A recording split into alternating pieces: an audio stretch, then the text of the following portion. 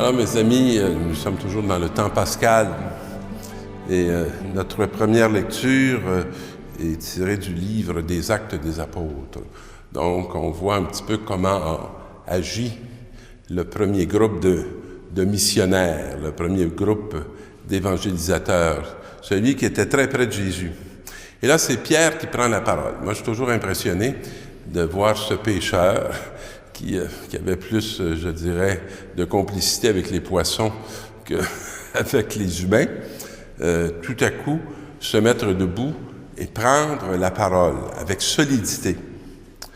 Et il lui dit, « Homme d'Israël, le Dieu d'Abraham, d'Isaac et de Jacob, le Dieu de nos pères, a donné sa gloire à son serviteur Jésus. » Voilà. Alors, j'aimerais m'arrêter juste sur cette introduction parce qu'elle nous dit déjà combien ce Dieu est un Dieu de relation. Il se réfère ou on le réfère à des liens très précis qui ont été nommés un à un. La foi d'Israël n'est pas d'abord un code. Elle est une expérience vécue par des personnes très concrètes qui sont nos pères. Nous sommes donc de leur descendance, pour dire que nous appartenons à cette alliance, qu'on appartient à cette relation. Ce Dieu-là, vous l'avez livré. Ce Dieu-là, vous l'avez condamné. Ce Dieu-là, vous ne l'avez pas reconnu. Et devant Pilate, qui était d'avis de le relâcher, vous l'aviez rejeté. Nous, habituellement, quand quelqu'un nous rejette, on est porté à faire de même. Et voilà ce qu'il y a d'étonnant en Dieu, c'est qu'on peut le rejeter et il nous choisit. Il continue de vouloir venir vers nous. Lui, le saint et le juste, vous l'avez rejeté et vous avez demandé qu'on vous accorde la grâce d'un meurtrier. Encore plus étonnant. On rejette celui qui se livre et qui se donne. On rejette celui qui nous aime et on préfère choisir la violence. Un salut tout à fait humain, tout à fait illusoire, mais nous adhérons plus facilement à ce qui est d'ici qu'à ce qui est de lui, alors que depuis bien des millénaires, on nous en parle et on nous initie. Mais Dieu l'a ressuscité d'entre les morts.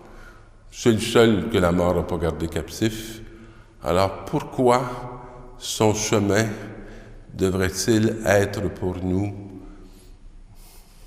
un chemin qu'on questionne, un chemin qu'on hésite à recevoir? Je comprends très bien que l'obéissance n'est jamais ce que l'on choisit à prime abord. Ça demande vraiment une expérience de foi et de solidité pour entrer dans quelque chose qui peut nous apparaître absolument absurde. D'ailleurs, frères, je sais bien que vous avez agi dans l'ignorance. Alors voilà ce qui préoccupe ceux qui apportent la bonne nouvelle. C'est non pas de venir nous condamner, non pas de venir nous accuser, mais venir nous révéler notre ignorance pour nous révéler cette sagesse que eux, qui sont très semblables à nous, qui ont passé par le même chemin que celui dans lequel on peut se retrouver, ont eu la grâce de pouvoir faire l'expérience d'une autre façon d'être. La souffrance du Messie, qui nous interroge tout le temps, qui nous questionne. On a toujours beaucoup de misère à accepter la souffrance. On a toujours peur de la souffrance. On trouve toujours beaucoup plus sage de trouver des chemins qui nous font éviter la souffrance. Que cette souffrance avait été annoncée. Donc, qu'il y avait un salut que pendant des millénaires, on avait parlé et qui avait nommé cette dimension de la libération qui n'économisait pas la souffrance. Donc, cette souffrance reçue dans l'obéissance accomplissait la parole. Convertissez-vous donc et revenez à Dieu pour que vos péchés soient pardonnés. Et je pense que la source de beaucoup de nos souffrances, c'est pas le réel, c'est le péché, qui est très réel. Et le péché, c'est une façon, je dirais, de se couper. C'est une façon de se laisser dominer parce que nous ignorons cette grâce qui nous est transmise, enseignée et donnée par Jésus-Christ. Et dans la deuxième lecture, cette expression où on retrouve bien Jean, que j'adore, mes petits-enfants. Alors on sent un homme qui a longuement mûri et qui n'a pas été épargné de chemins difficiles. Quand on connaît l'histoire de Jean, qui était un des plus jeunes apôtres. Et je vous écris pour que vous évitiez le péché. On pourrait dire, mon Dieu, comme c'est arriéré, comme c'est pas concret. Alors que Jean était très écouté par toute une communauté qui le reconnaissait et pour laquelle ils avaient beaucoup d'affection. Mais si l'un de vous vient à pécher, alors, dans le fond, je souhaite tellement que vous ne souffriez pas, mais si vous souffrez, puis si vous êtes dans le péché, nous avons un défenseur devant le Père. Et une des dimensions assez particulières du péché, c'est lorsqu'habituellement on y entre, ce n'est pas très long, que nous-mêmes, on s'accuse et qu'on se condamne. Que nous-mêmes, on intuitionne qu'il y a quelque chose que nous avons accompli qui n'est pas dans la ligne de l'être que nous sommes en profondeur et en vérité.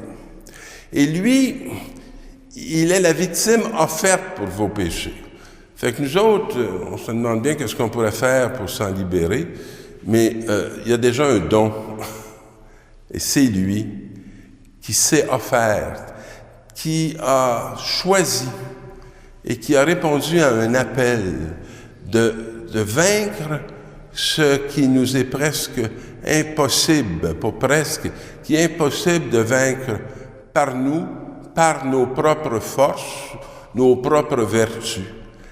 Ça nous est accordé par grâce, dans cette capacité qu'on a de reconnaître le Christ dans notre vie et dans notre chair et dans notre réalité. Et voici comment nous pouvons savoir que nous le connaissons. Ben là, il va nous dire, moi, vous communiquez ce qui va vous aider à découvrir que vous n'êtes pas dans une illusion et dans une abstraction. Et c'est ceci. C'est en gardant ses commandements. Celui qui dit « je le connais » et qui ne garde pas ses commandements est un menteur. On peut discourir sur Jésus-Christ. On peut faire les plus belles catéchèses. Mais si on est incapable de vivre l'amour qu'il nous propose, nous sommes un menteur. Mais celui qui garde fidèlement sa parole, l'amour de Dieu atteint vraiment sa perfection. Et donc, nous allons à nouveau parler de tout le chemin de l'obéissance. Et c'est pour ça que des apôtres partent en mission. S'ils ne partent en mission que parce qu'ils ont des connaissances, ils ne pourront pas annoncer Jésus-Christ. On ne peut partir en mission à la façon du Christ que si on en a fait l'expérience. Et les disciples d'Emmaüs qui rentraient d'Emmaüs racontaient aux 12 apôtres et à leurs compagnons ce qui s'était passé sur la route. C'est une expérience.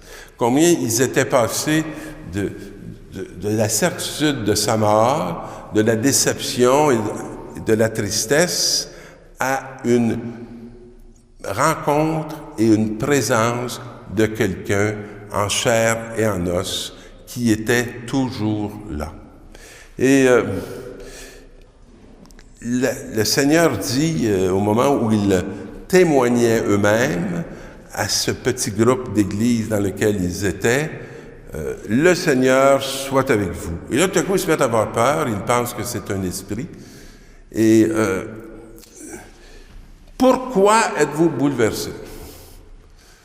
Ça peut être très bouleversant, vous savez, d'être complètement remis en présence de quelqu'un dont on sent qu'il nous a été enlevé, avec nos certitudes que la mort est le dernier mot.